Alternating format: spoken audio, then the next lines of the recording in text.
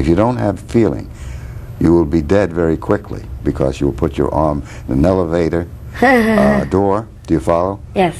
If you don't feel it, you don't know where it is. So we operate on feeling things. Right. Kinesthetic. I'm trying to get you back to feeling where your voice is. Right. Will that, once the voice is up higher, will that take the pressure off?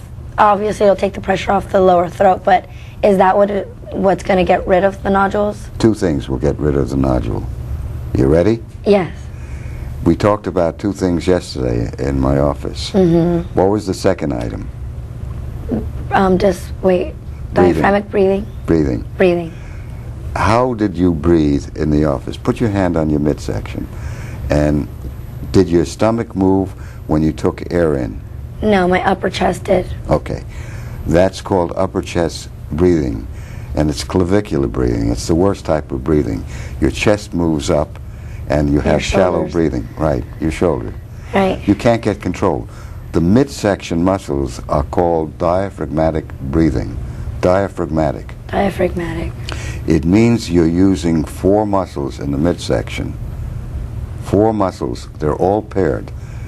And when you breathe in, when you were lying on the couch in my office, on your back, Exactly. what happened to your midsection? It went out. Right. But when you talk, what happens to your midsection? It goes in. It's reversed. Yeah, it is reversed. And when I breathe out, it goes out. But it should be going in when I breathe out. Say that again. It should, my stomach should be going in as I breathe out. When you breathe in, your stomach should go out. Right, but it's going in instead of out. Right, you have it reversed. Right. And you asked me, should you breathe through your nostril when you're talking? Right. And my answer? No. No. You only breathe through your nostril when it's vegetative breathing, when you're when you're just not talking. And when you're speaking, you take your breath in through the mouth. You have to, otherwise you're sneering. Right. You can't take enough air to support the vocal cords. The vocal cords require air. They float on air. They vibrate on air. And if you're reversing the breathing, you're putting tension on the midsection and on the body. When you breathe correctly, Andrew Weil, an MD, wants people to breathe and learn how to breathe. Right. It's in my book, Change Your Voice, Change Your Life, and Stop Committing Voice Suicide, and another book I have. They're all in the library. And it teaches you how simple it is to breathe right. How long does it take you to breathe right? Right now? Yesterday. A long time. Well, it didn't take me when you showed me, not long at all. How long did it take? Like 5 seconds. Right. What did I have you do? You had me lie down, put one hand on my chest, one hand on my stomach, Right. and breathe in. Through your nostrils, to begin with. And when you breathe through your nostrils, what happens to your midsection? It goes out. Right. And then I had you breathe through your mouth. Right. And get the same feeling. The stomach came out. Right. You follow? Exactly. Yes. When you normally talk, your stomach goes in. Exactly. When I breathe out, when I breathe in, my stomach goes in. And when I breathe out, my stomach goes out. Normally. Only when you're on your back When I'm lying does your down, stomach does it go out. When you're sleeping, you go to what is natural. That's nature. Right. You breathe diaphragmatically, and your stomach moves out. But when you arise and then you start talking, you reverse the whole process. Yeah. Isn't that interesting? I love your Look where your is. Your is natural.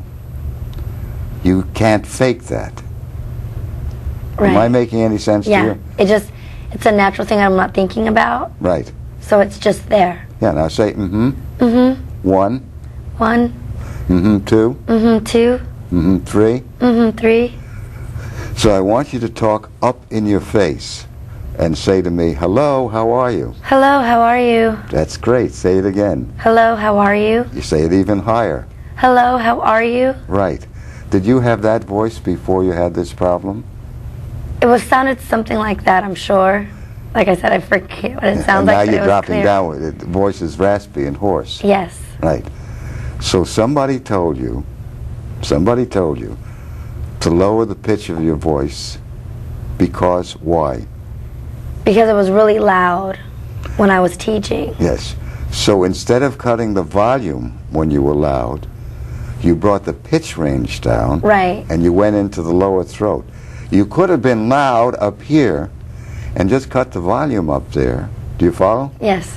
But you didn't know, and that's the problem. People don't know, and you make a misstep. You're walking the wrong plank. Right. And then I started pushing through my stomach and going down. Right. 6 months ago, your voice began to disintegrate. Yeah. That's called voice suicide. Okay. Now, you have a relative who has a condition called papillomatosis. Papillomatosis is a pre-malignancy on the vocal cords. The medical community has never had a single cure of this condition that I know of. Right. How many surgeries has he had on his vocal cords? At least 7 or 8. Does it help? No. Okay. That's the commentary on the medical treatment of papillomatosis. And papillomatosis is based on the belief, the surgery, that Ullman in 1923 did a study of 10 cases and he said it's due to a virus. That's in 1923. I did a study at UCLA Medical Center under medical supervision for a dissertation. And I found that papillomatosis responds to what is called direct voice rehabilitation by changing the voice from the lower throat to the face. Ullman was wrong in one respect. He's saying the virus is the cause of the papillomatosis. It may be in some cases, but I found that papillomatosis is due to the fact that the individuals are talking in a lower throat. Now, there are cases such as children who have papillomatosis when they're very young. That's another condition, another situation. But I found that most people who have this condition are talking deep throat exactly as you have and do, and that when you continue to do that, you can not only get a nodule or a polyp or contact ulcer, these are benign, but you can get papillomatosis, a pre-malignancy, get leukoplakia and keratosis. These are big terms, but it's very important because the individuals, like your relative, doesn't get his voice back, he tries surgery. But he's never tried direct voice rehabilitation, which is the only approach in the world reporting cures of this condition. That's interesting. Yes. And there's another condition that what I do is the only report of cures of strangled voices. They talk like this, I can't talk. It's an unspeakable voice. It's a voice that the medical community believes is hopeless. Right. And I'm reporting cures of this condition for 35 years.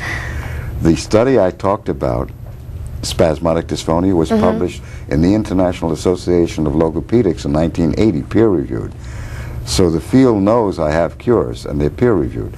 I also have publication of papillomatosis in 1971 in the Journal of Speech and Hearing Disorders that's peer-reviewed, indicating that this condition is related to wrong voice misuse and is curable. So I've moved it from nodules, which are very commonplace in our society, because our culture is saying talk in the lower throat. Right.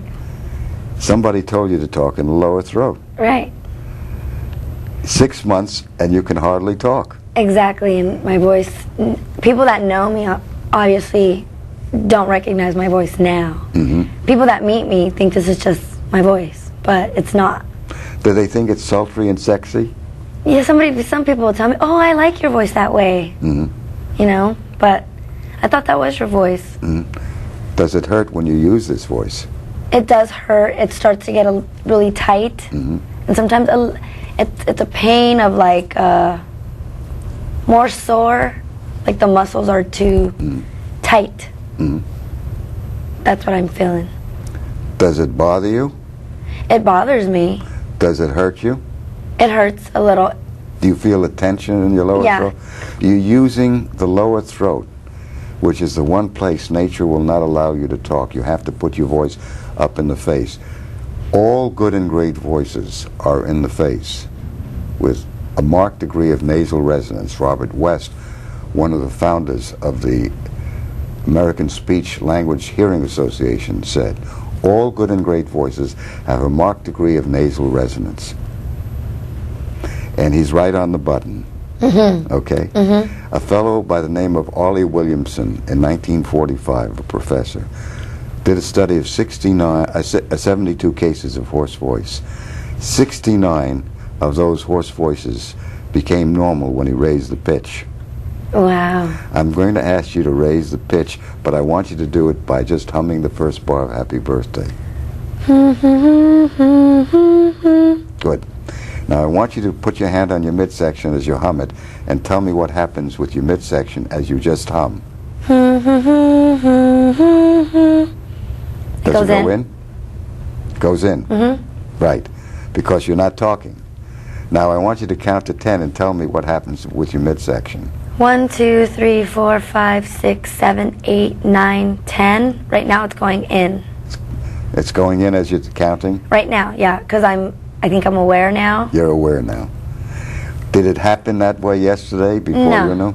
It either didn't move or it went out. So you're beginning to know in one session with me what to do. Yeah, it's a little difficult at times only because I'm in my head and this is something that's so automatic, but when you put thought behind it, it makes it hard because you're like, okay, am I breathing right? And then I'm talking and then I'm breathing out. Wait, I'm supposed to be breathing out, but I'm speaking and I'm out of breath. So here's the way you do it. Throughout the day, people love to hear you because that validates what they're saying, that you're listening. And it puts your voice right up in the face. You got it? Got it. And they say you're very personable, very sociable, very friendly, and they like you. Meanwhile, you're practicing on your voice with them, and they don't know it. Got it? I developed that technique, and it does wonders for people. It's based on the Freshel's technique, a great ear, nose, and throat doctor who had the chewing approach. And it put your voice up in the face, but it's very difficult to carry it over practically when you're talking with people because they become offended when you go and you're talking on And Emil Freshel's in 1943, I used his quote in a textbook I wrote, said that it's not practical. People don't like to do it. He was a very fine and wonderful person. I just developed his technique and used the Now, one. One. Watch the one. One. One. Don't drop it. Keep it. One. One. Two. Two. Three. Three. Does it take the pressure off the lower throat? Yes. Okay. It takes it off. Yeah. And you can't transfer it yet to speech. It takes it off, you said. It's lower throat. Yes. So I want, does it take the pressure off your lower throat? Put it up in your face. It takes the pressure off, but it doesn't come naturally. I have to. Yeah. I want you to hum the Find first bar of Happy Birthday. That's what I want you to do all day long when you're by yourself, and I want you in public, and talk off there. I'm Mort Cooper. Change your voice, change your life. If you have nodules, polyps, contact ulcers, you have premalignancies, you have the strangled voice, put your voice up in your face, you change your voice, you change your life. Thank you very much for joining us. Thank you. Bye-bye.